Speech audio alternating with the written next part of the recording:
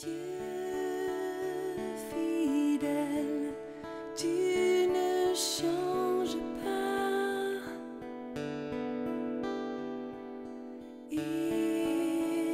Éternel, mon rocher, ma paix, Dieu puissant. Évangile de Luc, chapitre 4, versets 38 et 39. Nous lisons: En sortant de la synagogue, il se rendit à la maison de Simon. La belle-mère de Simon avait une forte fièvre et on lui demanda d'intervenir en sa faveur. Il se pencha sur elle, menaça la fièvre, et la fièvre la quitta. Elle se leva immédiatement et se mit à les servir. Sabin, tu peux-tu juste vérifier si la porte est fermée?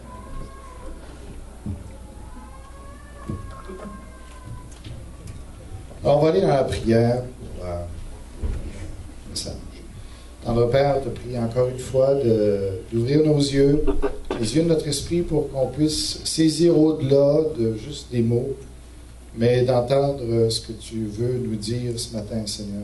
Fais de nous des disciples obéissants, fidèles, des gens qui sont prêts à perdre leur vie pour toi à cause du fait que toi, tu as perdu ta vie pour nous, Seigneur. Puis on veut être reconnaissant jusqu'à ce point-là, Seigneur, d'être prêt même à donner notre vie comme tu l'as fait. Et fortifie-nous pour ça. On a vraiment besoin de ta grâce pour aimer tout le monde, même ceux qui nous persécutent, même ceux qui sont nos ennemis. Seigneur, tu en es capable. Nous, on n'est pas capable de ça. Mais toi, Seigneur, par ton Saint-Esprit, tu peux nous rendre jusque-là, jusqu'à ce point-là. Seigneur, c'est notre désir. On veut laisser les choses du monde. On veut trouver notre joie en toi, la joie dans le service, dans le fait de participer à ton œuvre, de voir des gens sauvés, transformés. Seigneur, c'est ça notre désir.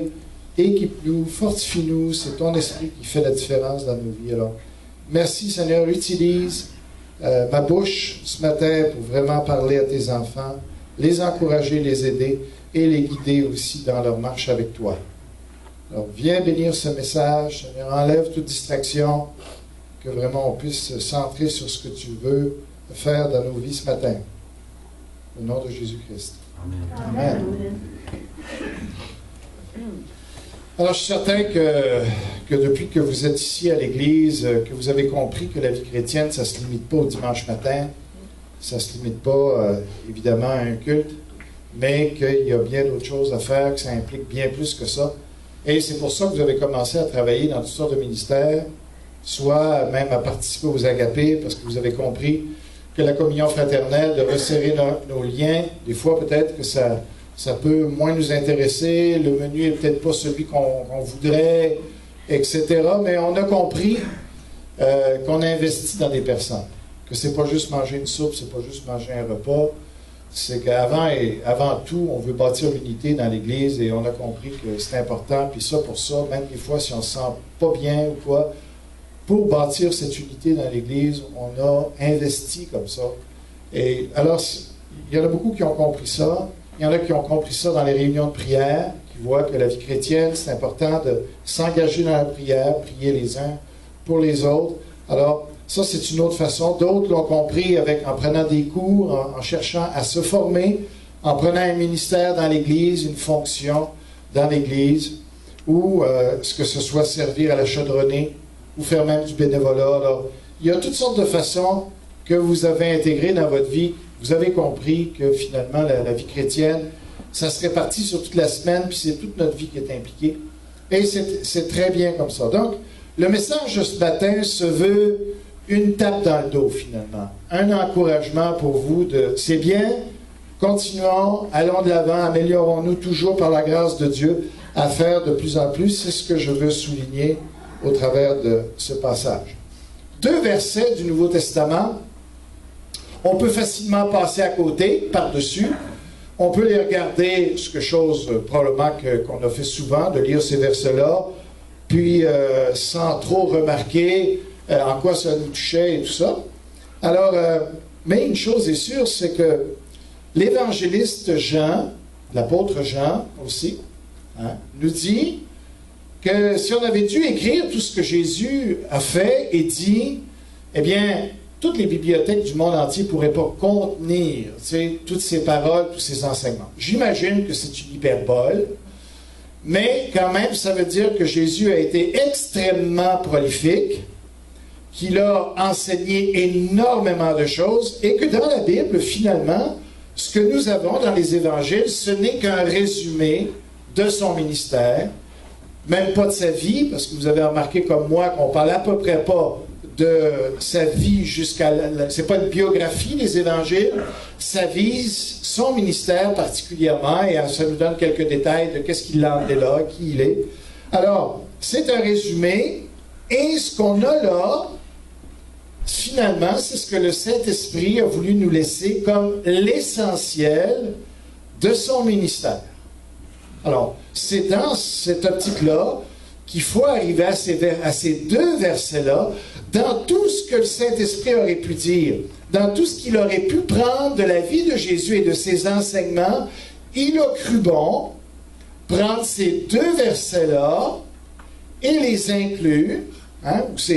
Cette histoire-là, il a choisi de les prendre, puis de les inclure dans notre Bible pour les générations à venir, tous les chrétiens ou tous les croyants, ou tous ceux qui s'intéressent à la Bible, puissent lire ces versets-là et apprendre quelque chose de ça. Donc, ils ne sont certainement pas anodins, même si nous, on peut passer par-dessus assez rapidement, puis peut-être que ça ne nous dit pas grand-chose, ces versets-là, quand on passe rapidement dessus.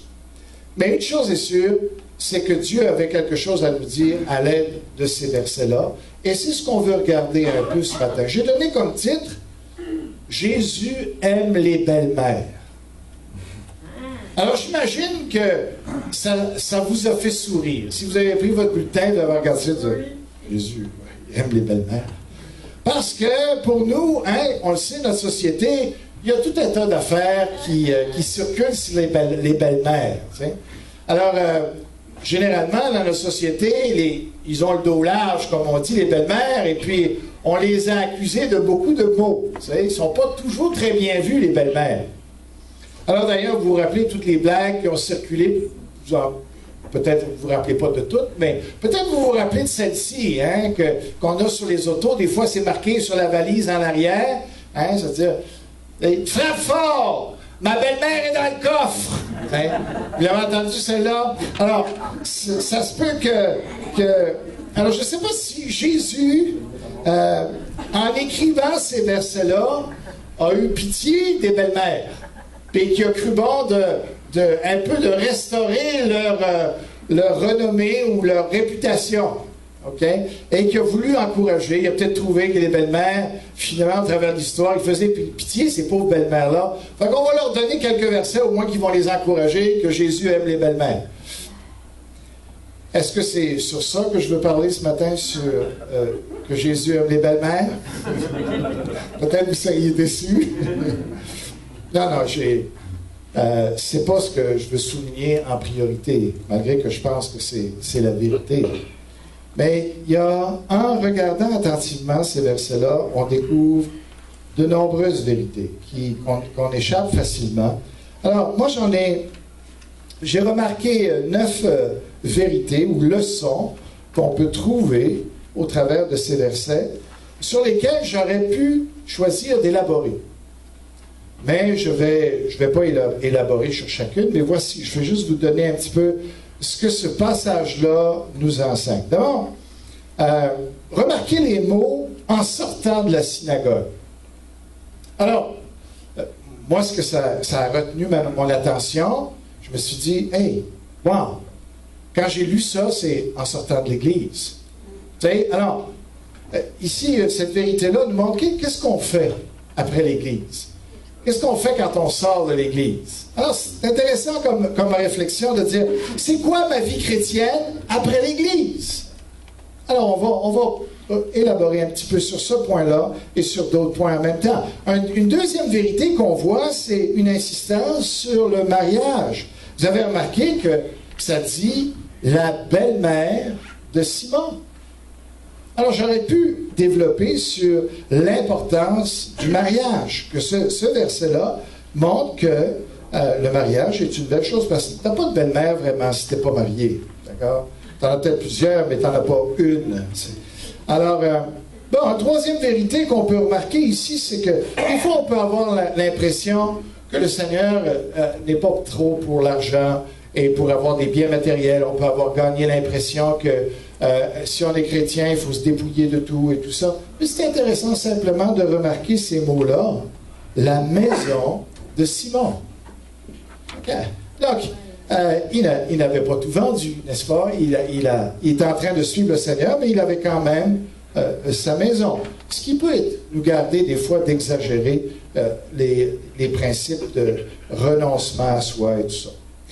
On remarque aussi une autre vérité, qui est l'importance de la prière et la puissance de la prière lorsque un groupe de personnes se mettent ensemble, apprécient une personne, prient pour la personne, qu'est-ce que ça donne?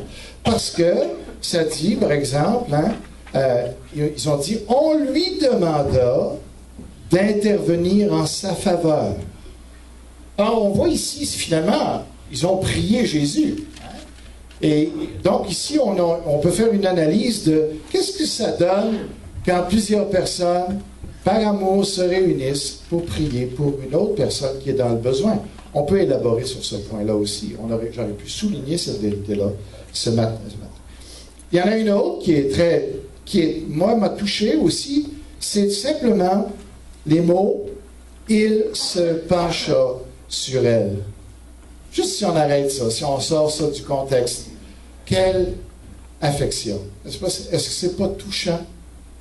Moi, en tout cas, il me semble là-dedans, je voyais tellement de compassion, de compréhension. Jésus se penche sur nos problèmes. Jésus se penche sur nous. N'est-ce pas touchant comme pensée?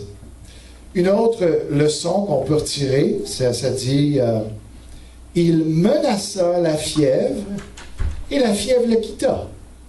Ce qui nous donne un enseignement sur une méthode de guérir les gens. Okay? Comment on doit prier pour la guérison? Alors, je pense que ce passage-là, on doit le prendre en considération quand on prie pour les gens, de quelle manière il faut le faire. Et aussi, on a une autre vérité qui est soulignée, c'est lorsque Dieu guérit, c'est instantanément. Vous avez remarqué ici? Elle se leva tout de suite. Et c'est ça qui montre la puissance de Dieu. Les guérisons cachées, qu'on ne voit pas et tout ça, ici, ça a été clair pour tout le monde. Quand Dieu agit, c'est évident. Généralement, c'est ce qu'on voit dans les Écritures. Quand Dieu agit, quand Jésus guérit, eh bien, il y a un résultat immédiat. Mais il ne faut pas dédaigner non plus la leçon qu'on peut tirer ici dans les mots « Elle se leva immédiatement et se mit à les servir ». J'aurais pu là aussi développer sur, une fois qu'on est sauvé, jusqu'à quel point on apprécie notre salut, jusqu'à quel point on apprécie ce que Dieu a fait pour nous, au point de servir les autres. À quoi a servi notre salut, dans le fond? Et qu'est-ce qu'on fait de notre salut? Alors, c'est important juste de réfléchir, de voir que ce salut-là, moi je suis touché par voir, en voyant cette femme-là, qui est touchée, qui est guérie, Dieu a fait quelque chose pour elle, elle se lève et elle sert. Bien, ça c'est une autre belle pensée.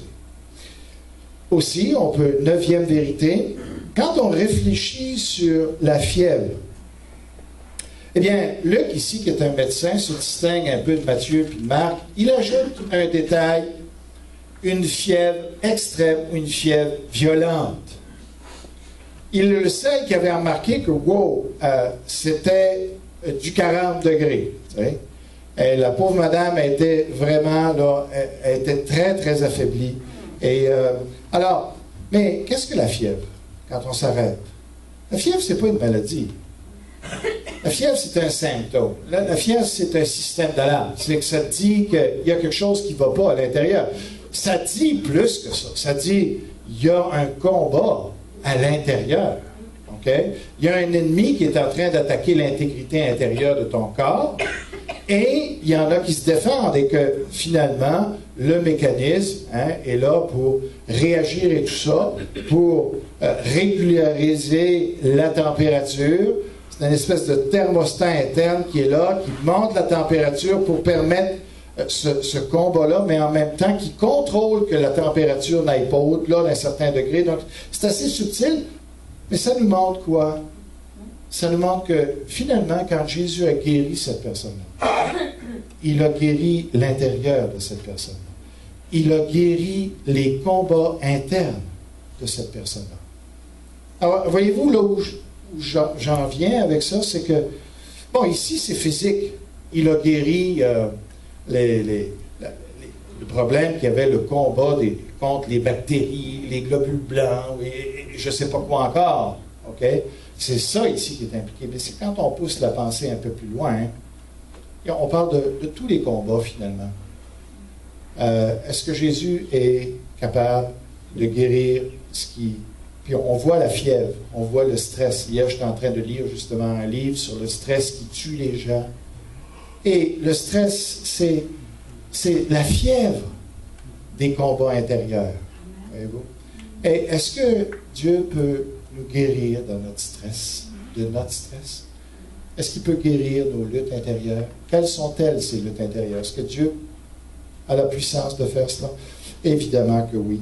Alors, c'est bon juste de méditer un peu sur ces quelques leçons qu'on peut tirer. Maintenant, je dois en choisir et vous enseigner sur qu'est-ce que je veux vous dire finalement, qu'est-ce qui est le plus important, ou en tout cas, qu'est-ce que moi j'ai jugé le plus important pour nous ce matin, en tant qu'Église. On va regarder ça un peu ensemble. Alors, qu'est-ce qui arrive cette journée-là? Bien, Jésus, comme c'est sa coutume, la Bible nous dit, il va à l'église.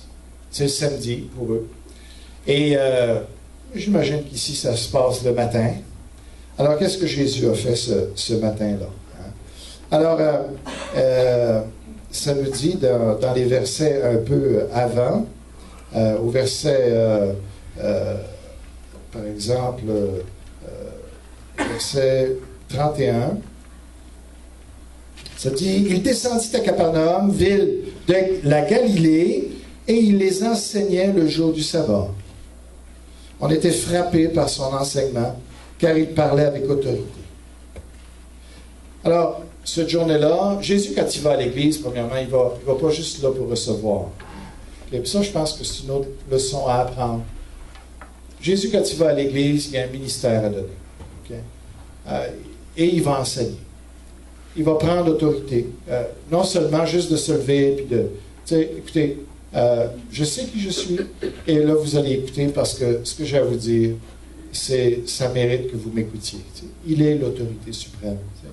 Et les gens, quand ils sentent très bien quand Jésus parlait, eh bien, il ne faisait pas comme les gens de dire des opinions, des à peu près. Quand il parlait, les gens, il avait des affirmations. Voici ce qui se passe dans l'éternité. Voici comment Dieu est. Voici l'enfer. Voici le bien et le mal. Voici ce que je pense de votre incrédulité. Jésus, quand il parlait, il n'y avait pas besoin de tourner autour du pot. Il allait directement au but. Il savait ce qui était la vérité. C'est lui qui l'a établi, la vérité. Et il disait aux gens, voilà ce que vous devez croire. Et les gens n'avaient pas l'habitude de ça. Donc, on voit que Jésus, quand il va à l'Église, il y a un ministère d'enseignement et il prend ça très, très au sérieux. Pour qu'on puisse dire que si il avait fallu écrire tout ce que Jésus a fait, il aurait fallu des bibliothèques entières, le monde entier n'aurait pas pu le contenir, j'imagine qu'il devait parler pas mal. J'imagine qu'il saisissait toutes les occasions pour parler, pour enseigner, pour instruire.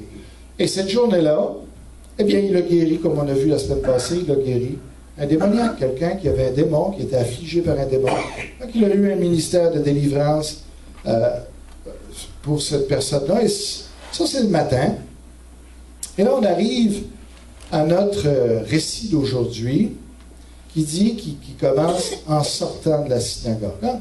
Le service est terminé, l'église est finie, Jésus a fait ce qu'il avait à faire là, et maintenant, qu'est-ce qu'il va faire? Ça, c'est intéressant, qu'on le regarde un peu.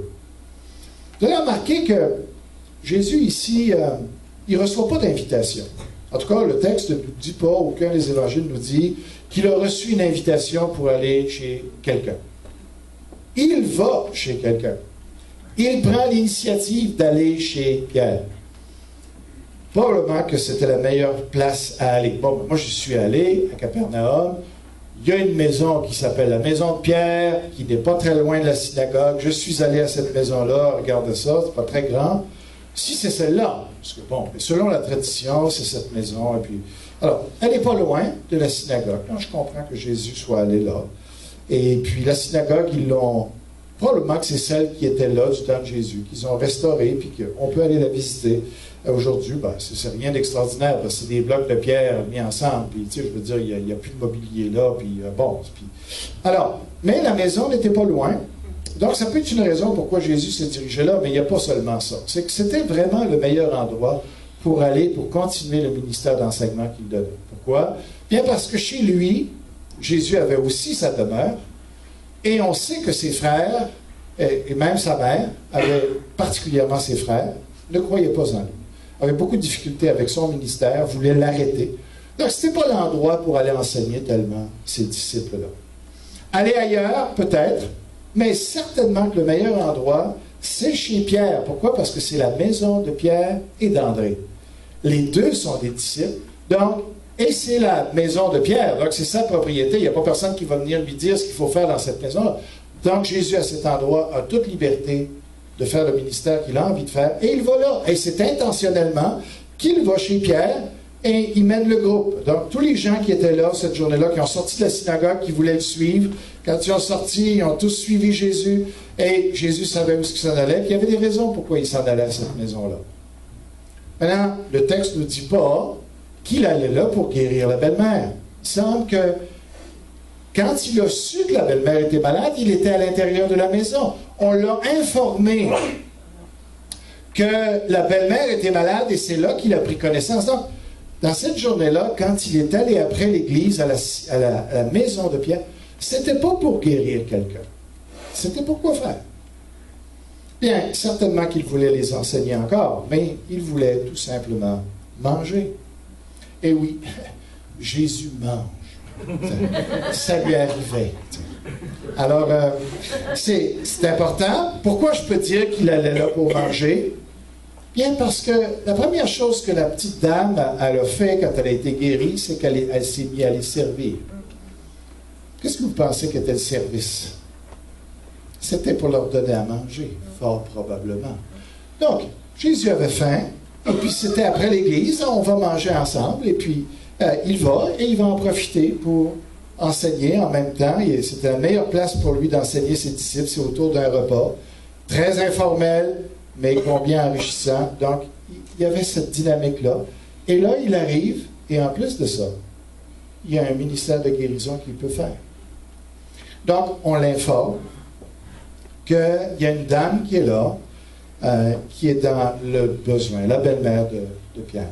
Mais ce qui est frappant dans ça, c'est que tous se mirent après Jésus pour lui dire, hey, ici, là, dans une pièce, on a une dame qui est malade, et il faut que tu fasses quelque chose absolument pour elle. Alors, ce qui a retenu mon attention, c'est que tous appréciaient cette femme-là. Tous l'aimaient. Pourquoi? Parce que son attitude qu'elle a montrée après, c'était l'attitude qu'elle avait avant. C'était pas une femme aux grands honneurs. C'était pas une femme qui voulait se démarquer, qui voulait être connue.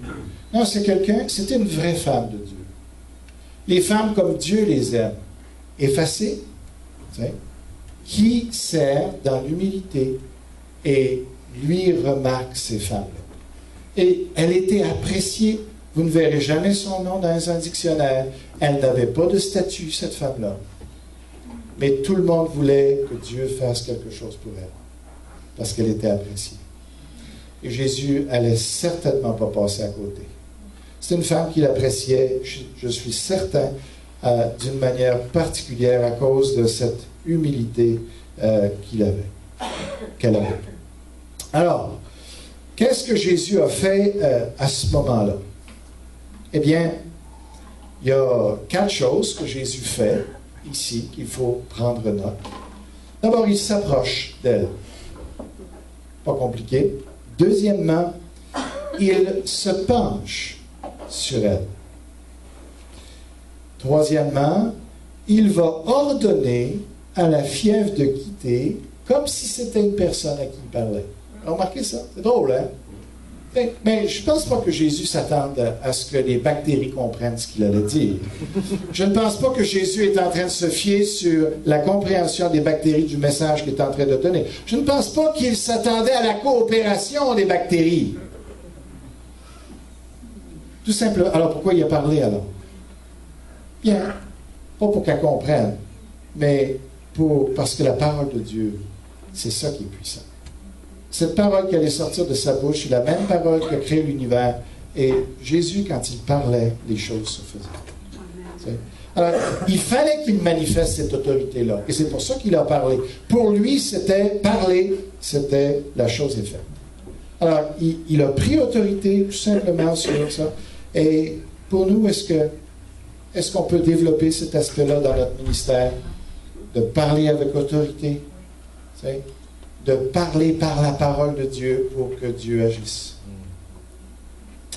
Quatrièmement, il lui prend, selon les autres évangiles, il lui prend délicatement la main pour l'aider à se relever. Bon, alors voilà ce que Jésus a fait, mais qu'est-ce qu'on va tirer de ça maintenant? Quelle leçon pratique est-ce qu'on peut retirer de ça? Alors, je pense qu'il y a 4 choses qu'on peut retirer. 4 niveaux d'implication qu'on peut avoir dans l'Église qui changent toute la dynamique d'une Église. Okay? Je pense que ce texte-là a beaucoup à nous enseigner. Tout d'abord, qu'est-ce qu'on fait après le culte?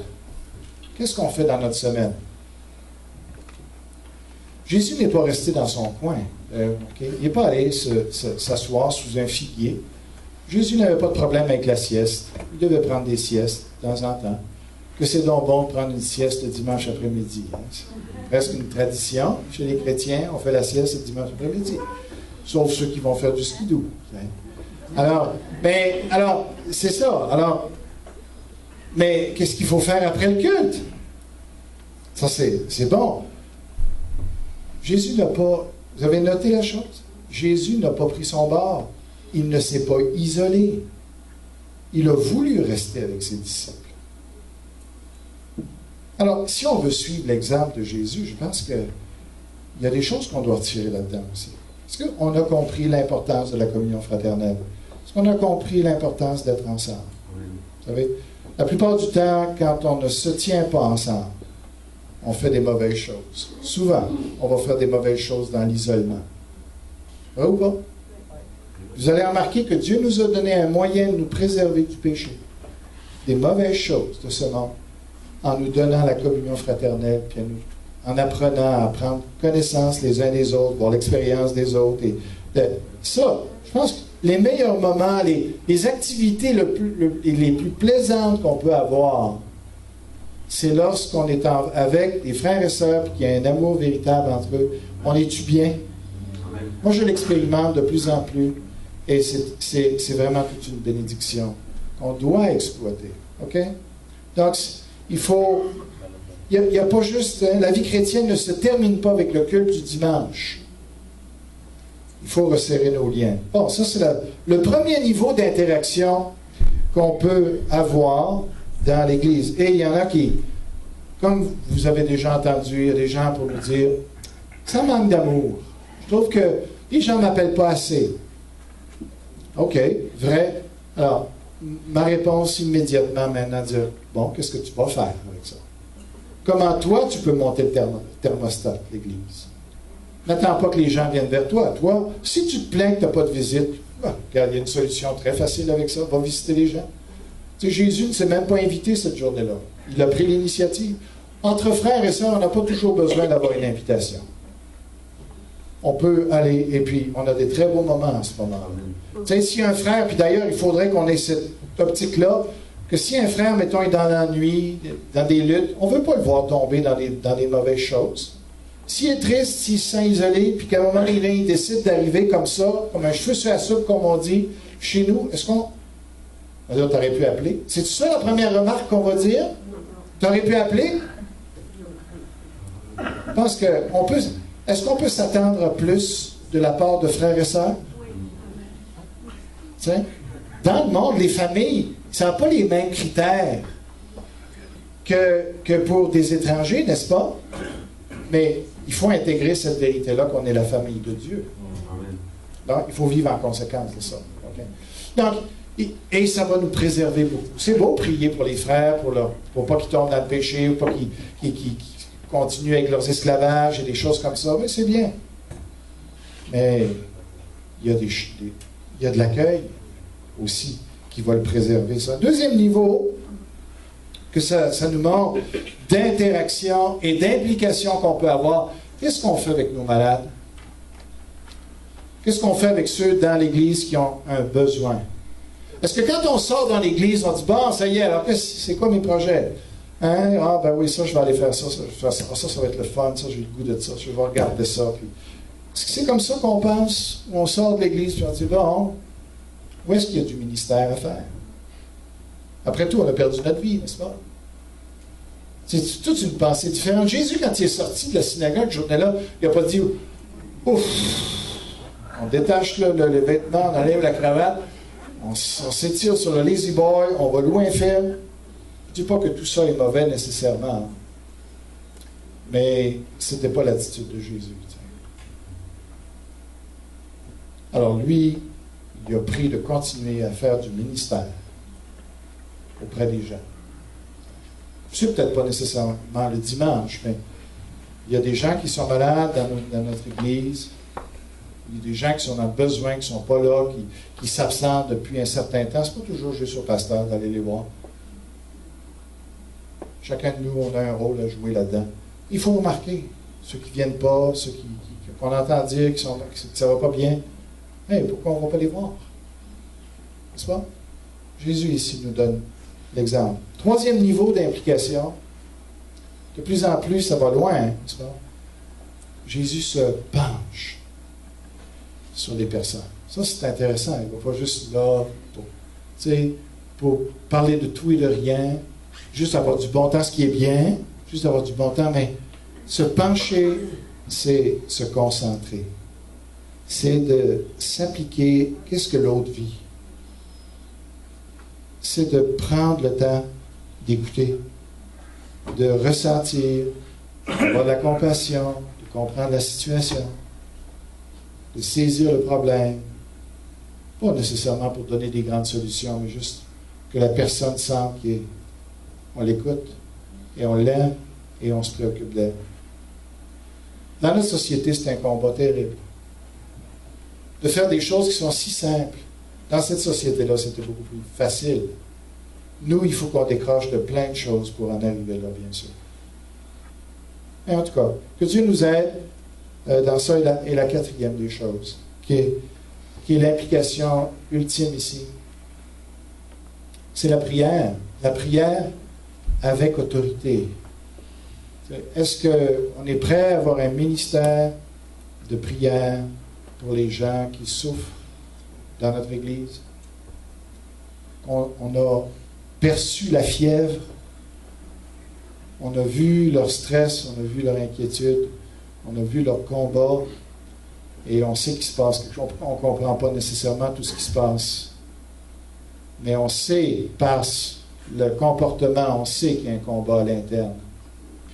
Et on se dit, whoop, je vais prier pour toi.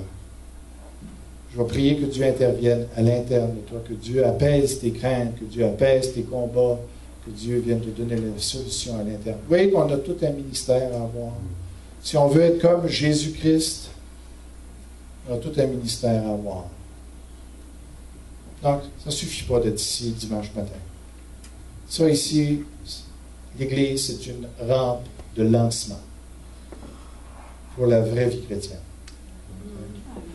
La vie chrétienne ne se termine pas avec le culte du dimanche. Dieu vous bénisse.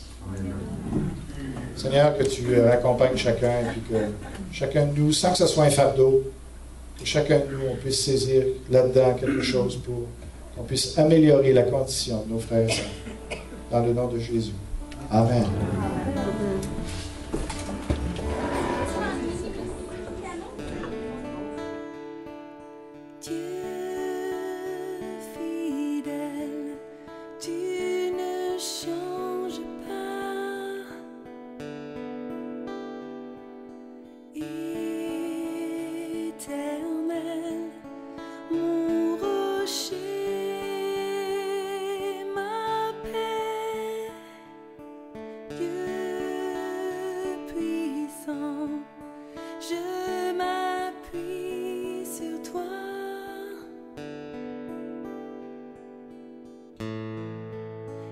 Je crie vers toi.